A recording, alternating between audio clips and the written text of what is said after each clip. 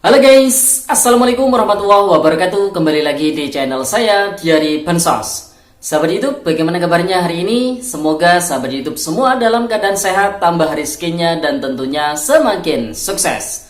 Pada kesempatan kali ini saya akan menginformasikan kepada sahabat YouTube semua tentang aturan barukah pencairan Bansos PKH. Komponen ini dihapus karena ada salah satu KPM yang berkomentar di video saya sebelumnya, katanya komponen ini dihapus dari daftar bantuan PKH ya.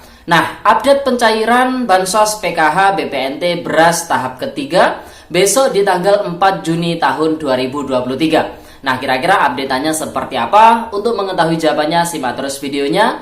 Jangan di-skip supaya tidak menimbulkan gagal paham dan tentunya salah paham. Bagi yang baru gabung dan baru kenal dengan channel Diari Bansos, saya ucapkan selamat datang dan terima kasih banyak.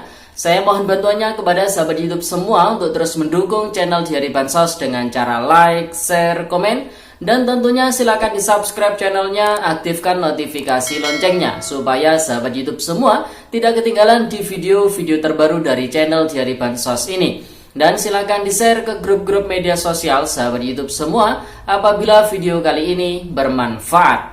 Oke sahabat YouTube, langsung saja saya akan lanjutkan informasinya tentang aturan barukah pencairan Bansos PKH. Komponen ini dihapus. Update pencairan Bansos PKH BPNT beras tahap ketiga besok 4 Juni tahun 2023. Nah, kira-kira informasi selengkapnya seperti apa? Simak terus videonya ya sahabat YouTube. Nah sahabat YouTube, informasi ini ada dua pokok bahasan utama. Bahasan pertama ini terkait dengan adanya keluarga penerima manfaat bantuan PKH yang berkomentar di video saya sebelumnya. Nah, beliau ini berkomentar seperti ini. Harapan saya semoga PKH di tahap ketiga nanti Pak Presiden mencairkan PKH balita yang kemarin dihapuskan. Semoga ada kebijakan dari Pak Presiden dan Bu Menteri. Nah, menanggapi pertanyaan ini menjadi sebuah tanda tanya yang sangat besar. Apakah ini merupakan aturan baru terkait dengan komponen balita dihapus dari perhitungan bantuan PKH? Nah, yang perlu dipahami oleh sahabat YouTube semua, hingga saat ini memang tidak ada informasi baik surat ataupun informasi secara berjenjang dari Kementerian Sosial Republik Indonesia yang mengatakan bahwasanya ada aturan baru untuk komponen PKH balita ini dihapus dari daftar perhitungan bantuan PKH. Oleh sebab itu kita bisa menyimpulkan aturannya masih sama dengan aturan yang dahulu-dahulu. Jadi tidak ada aturan baru. Aturan yang lama bahwasanya untuk komponen bantuan PKH itu yang pertama ada yang namanya komponen kesehatan ya, ada kategori ibu hamil, kemudian kategori anak balita. Nah, untuk kategori ibu hamil itu yang dihitung maksimal adalah kehamilan kedua. Kemudian untuk anak balita yang bisa masuk perhitungan bantuan PKH adalah maksimal 2 anak balita dalam satu keluarga PKH yang masuk perhitungan bantuan PKH. Jadi kalau misalkan ada 3 anak balita, maka yang bisa masuk perhitungan bantuan PKH adalah 2 anak balita saja. Kemudian ada yang namanya komponen pendidikan, meliputi kategori anak sekolah SD sederajat, SMP sederajat, SMA SMK sederajat. Untuk anak perkuliahan itu sudah tidak masuk perhitungan bantuan PKH ya sahabat YouTube. Kemudian ada lagi komponen kesejahteraan sosial. Ini meliputi kategori lansia usia 60 tahun ke atas. Ini juga dibatasi maksimal dalam satu keluarga PKH hanya 1 lansia saja. Aturan dulu seperti itu ya sahabat YouTube.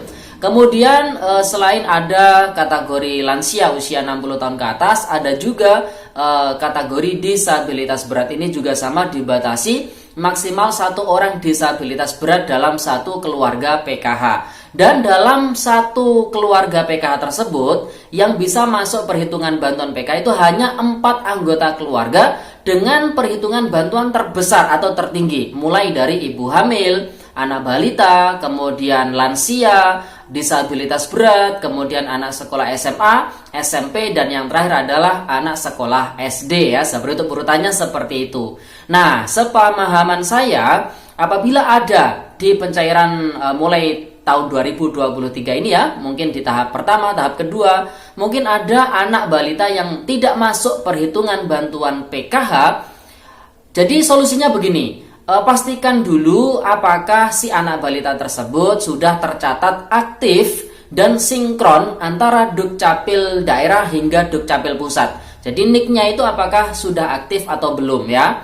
Kalau sudah aktif, pastikan juga tercatat di data DTKS. Untuk memastikannya bagaimana, silakan tanyakan ke operator 6NG yang ada di desa. Kalau misalkan si anak balita ini masih belum masuk ke dalam data DTKS, maka silahkan usulkan untuk masuk ke dalam data DTKS tersebut dan pastikan datanya ini sudah benar sesuai dengan Dukcapil.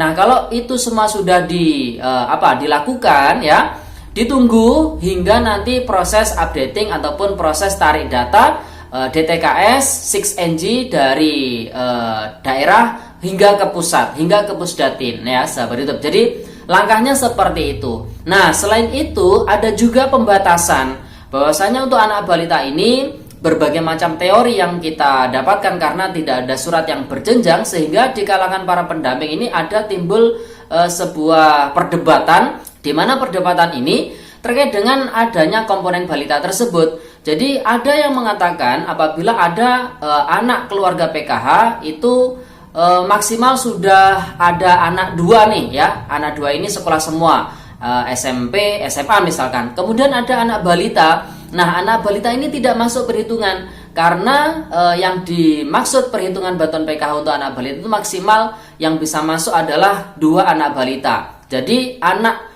sekolah yang SMP dan juga SMA tadi sudah masuk include di anak balita, riwayatnya seperti itu.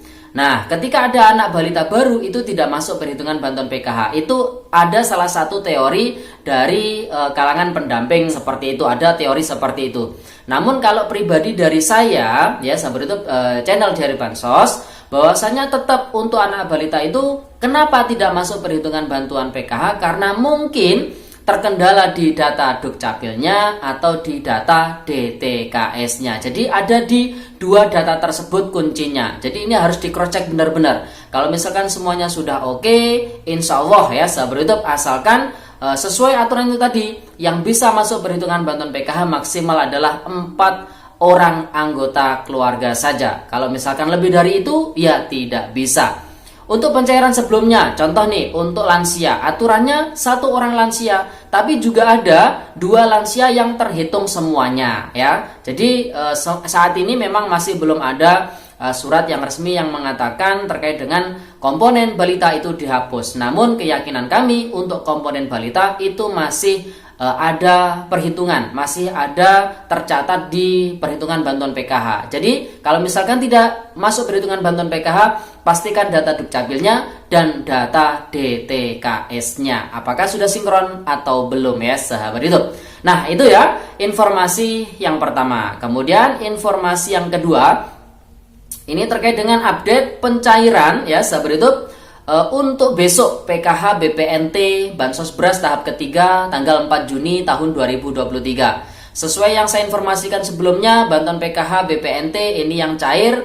Untuk yang tahap kedua, alokasi April, Mei, Juni yang cair lewat PT Pos Indonesia untuk BPNT. Kalau yang PKH, baik yang cair lewat kartu KKS ataupun lewat PT Pos Indonesia. Namun yang cair ini adalah yang susulan ya. Jadi ini adalah susulan, bukan termasuk penyaluran di tahap berikutnya. Kalau PKH tahap 3, kalau BPNT lewat kartu KKS tahap ketiga Mei Juni. Jadi bukan itu ya yang cair. Sedangkan untuk bansos beras tahap ketiga besok di tanggal 4 Juni, tepatnya di hari Minggu, ini di wilayah kami banyak sekali wilayah kecamatan yang ada penjadwalan pencairan. Mulai dari Kecamatan Giri, Glagah, Songgon, kemudian Rogojampi, Singunjuru, dan juga Blimbing Sari. Jadi ada berapa kecamatan ini ya? 3, ada 5 lah ya. Ada 6 kecamatan yang besok ada jadwal pencairan bansos beras tahap ketiga alokasi bulan Mei tahun 2023. Bagi KPM yang sudah mendapatkan undangan, selamat.